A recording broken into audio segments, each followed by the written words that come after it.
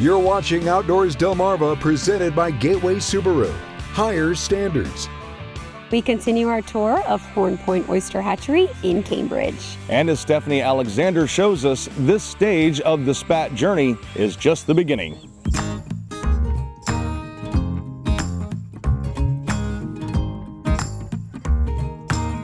So this is where all the spat on shell is produced. So we have a lot of cages ready to go. These have nothing on them but plain shell.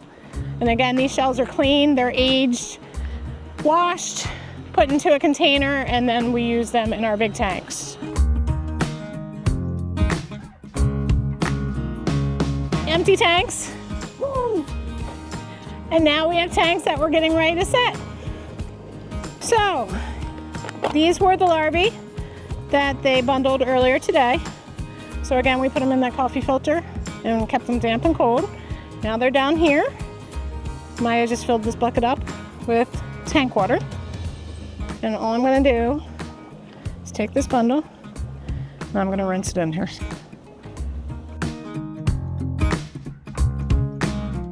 So what we're doing, because they've been in the fridge for up to 5 days, they're cold. So by putting them in this bucket with the tank water, they're gonna warm up.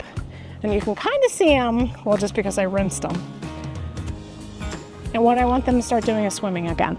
Once they start swimming, then we're gonna give it a nice little stir without crushing them, of course. And then we're gonna introduce it into this tank.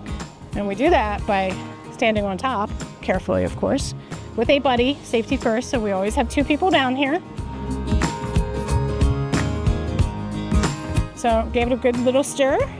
And now she's just gonna distribute the larvae throughout the entire tank. And remember, they're gonna be swimming, right? So they're not attaching immediately.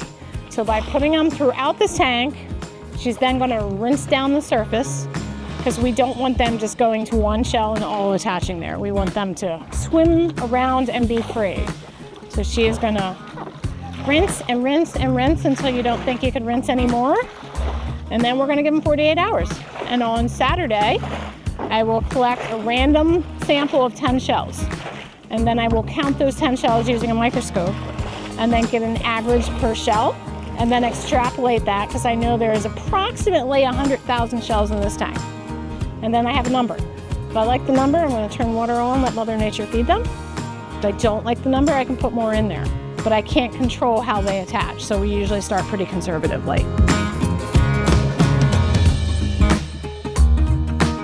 Not next week, but the week after, we'll schedule a deployment, and that's when ORP will use their boom truck. They drain the tank, lift these out, put them on a forklift, ferry them over to the wooden pier, and then we have the forklift at the bottom of the end of the pier. They dump it into the hopper.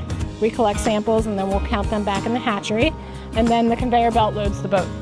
And then once the boat's loaded, we'll go to our planting site, which is typically a sanctuary, but we also do some harvest bars. And we also have other contractual projects, like building a reef up in the Severn River or what have you. 2023, we were flipping 50 tanks a week. And we did it for about 8 to 10 weeks straight. It was crazy. This year, not so crazy, but we're still trying to get 20 some of them overboard on a weekly basis.